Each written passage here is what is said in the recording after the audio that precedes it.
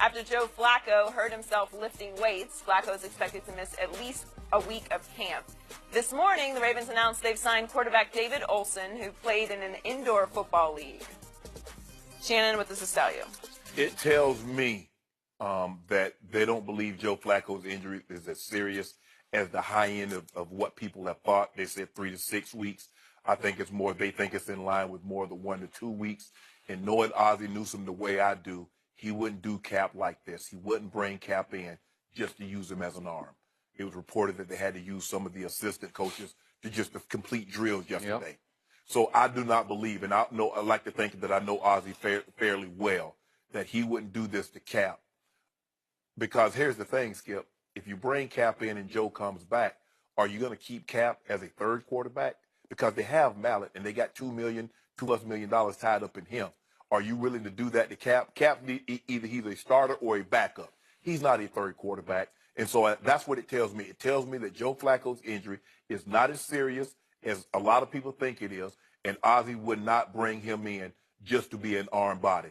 But it's going to take someone like the Ravens, a general manager, Ozzie Newsome, a head coach in John Harbaugh, and a Steve Bisciotti, who's great in the community, general manager and head coach that's on firm footing, to bring Colin Kaepernick in. And that's what I thought early on, that it would be the Kansas City Chiefs, because Andy's on strong footing. Now, Clark Hunt said, though, we'd have no problem bringing him in. It's easy to say when you have Alex Smith and you drafted a quarterback in the first round, because you're never going to have to be put to the test to find out. But I believe this is why Colin didn't sign with the Ravens, is because Joe Flacco's injury is not as serious as maybe some think, and Ozzie doesn't want to bring him in just to be a camp arm and to release him in 2 weeks. I'm sorry. This is another bad sign for Colin Kaepernick. And in the end, my takeaway is even the Ravens done him wrong. They put him in an awkward position again, because they talked about how much, John Harbaugh talked about how much he loves Colin Kaepernick, how many conversations he had with Colin Kaepernick. They've talked about politics, and they've talked about religion and all these deep things, and that he really loves him as a young man and admires him as a quarterback performer, what he's done for, obviously, John's brother Jim. And yet, there were some other quotes that I saw yesterday from John Harbaugh that are damaging to Colin. And they are, it depends in the end, what's his passion, what's his priority, what's he want to do, and what kind of shape is he in? Well, this is echoing those same sentiments we've heard from other teams, like, does he really want to do this or not? Is he really in shape or not? Is he really trying to get ready to be an NFL quarterback, or is he doing something else? Right. I don't love this. It hurts his reputation again. And yet, you bring in David Olson, as you point out. And just for the record, David Olson hasn't even been an arena league quarterback. He's been a minor league indoor quarterback in the minor, the minor league to the arena league, just some indoor league for the Wichita Force and the Kansas City Phantom. Okay.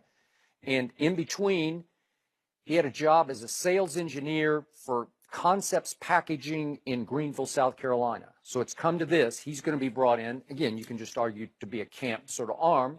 But why did Colin's name even have to come up here? Did it do him good or harm? Because to me, it does him harm again. And yet, when I step back from the situation, you know how I feel about Joe Flacco, as I call him. His playoff record is impeccable. It's just impeccable. It's inarguable.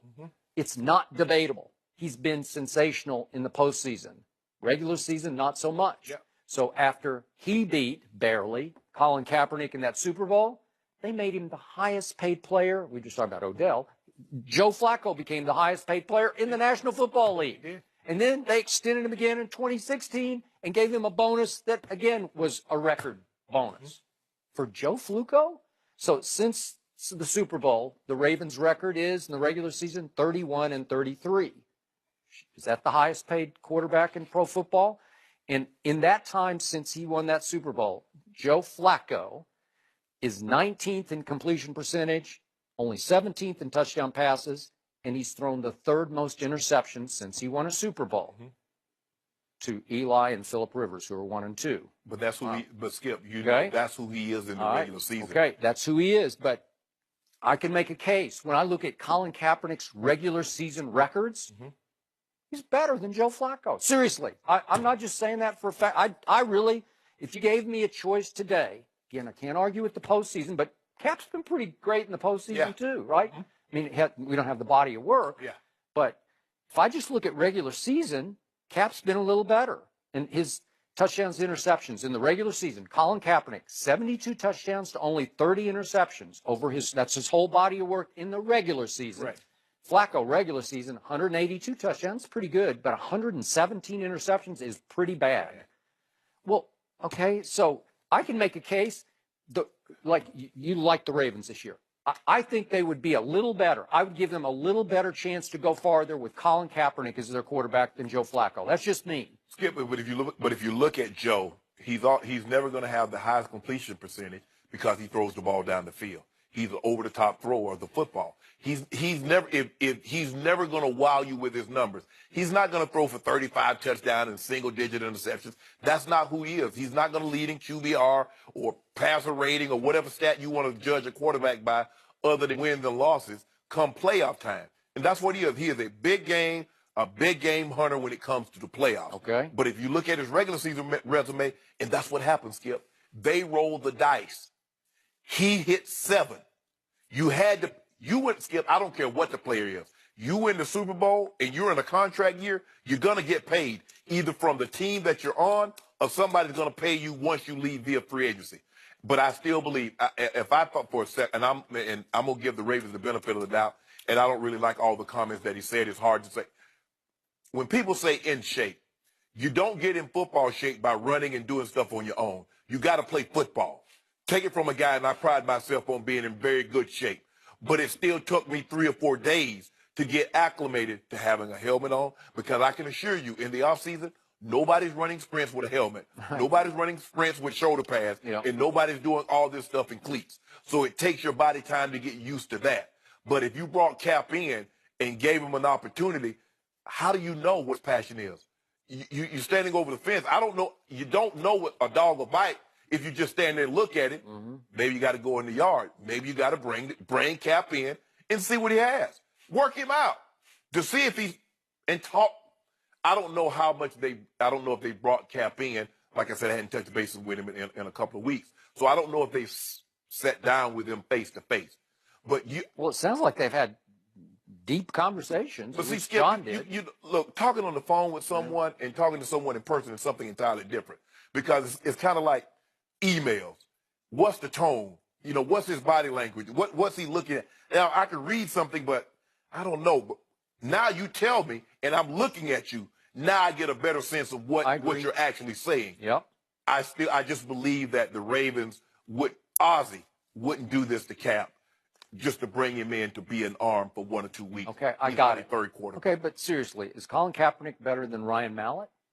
I think so. I think so too. Is Ryan Mallett more like Joe Flacco? Yeah, I get that. Yeah. Sure. But here's the thing, and this is also a reason, Skip. Remember, Tyrod Taylor was on the Baltimore Ravens. They wanted to keep him. They did. And they made a serious offer. But Buffalo promised him the opportunity to compete for the starting job. Because every time Tyrod got in the game, he lit it up. Right. So, and ask yourself this. Now, you seen Tyrod in Buffalo. You saw Cap in San Francisco. Are you telling me that Tyrod Taylor is a better quarterback than Cap? Now, we've seen Cap go. It's not, and people are like, well, look what Cap had. It's not like Tyrod Taylor has trash. He has Sammy Watkins. He has LaShawn McCoy. He has some very good talent around him on the offensive side of the football. I just think if someone were to really seriously give Cap an opportunity, and if he can't play, he can't play. But you at least bring him in and give him that opportunity to show you he can or he can't. To sit here and for us to speculate, well, he can't play. All we know is what he did. Okay. His body of work is. I'm just getting tired of lip service. I'm getting tired of the Clark Hunts, and I like Clark Hunt. I knew him from my days in Dallas. But again, it's just lip service. He got to ask on a radio show. Yeah. Sure, I would have no hesitation.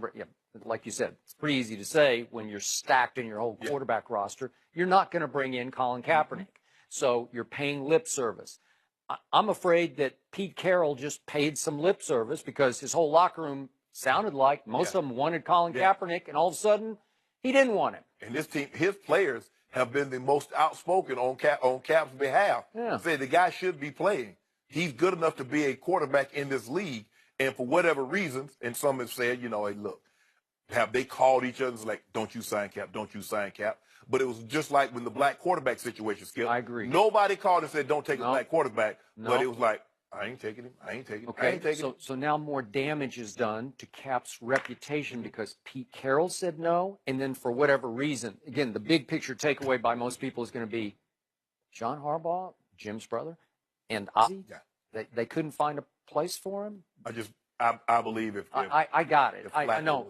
The reality is, I get that. But still, they sounded so optimistic about how he would fit in, how well he could do. And then all of a sudden, he's out. I still believe in him. I still believe the Ravens going to. Do you? Yeah, I do. How? And they're going to go to the Super Bowl. Oh, you still believe in the Ravens? They signed Cap, going to the Super Bowl. I don't understand, and maybe I'm missing something, so maybe someone can explain to me. What is this constant mantra of we don't know what his priority or passion is? Yeah. Did he skip a game last year? Did he kneel during an action, during action? Was he late to practice or to training camp or to a game? I love how now I really, truly do not understand where that is coming from. They're starting to view him as a crusader, as beyond being just the quarterback. Okay, but plenty of athletes and players do stuff off the field. It doesn't make any sense to me. There are 32 teams. There are 53 men per team. How many guys' passion is football? I mean, it just. They make it seem like everybody's devoted, like Tom Brady or like a Peyton Manning. Tom Brady is dedicated, but Tom Brady also does things for his community. I'm sure he's involved in charities. But there are not 53 Tom Bradys. Is my point. They're trying to make it seem like everybody on their roster is as dedicated as a Peyton Manning or Drew Brees. I just want to know what the outrage is for Des Bryant being a few hours late. Is he dedicated to football? Nobody's questioning whether he's dedicated to football. He was late, and that's not a jab at Des Bryant. I'm just saying it's just a fact. Yes, it's a fact. It doesn't make take sense it to the severest degree here. If you're dedicated to going to church, does that mean you can't play in the NFL? Right. And that's the same sort of. Exactly. If you pray before a game, I don't understand it. It's lip service. When you don't want, and the thing is, Skip, if you don't want somebody, guess what you can do? You reach up here. Oh, let me get that excuse. Nobody used that one yet. Let me get that one. Excuse machine is on full throttle right now. Can Kyrie Irving lead a team to a title by himself? We'll debate that next.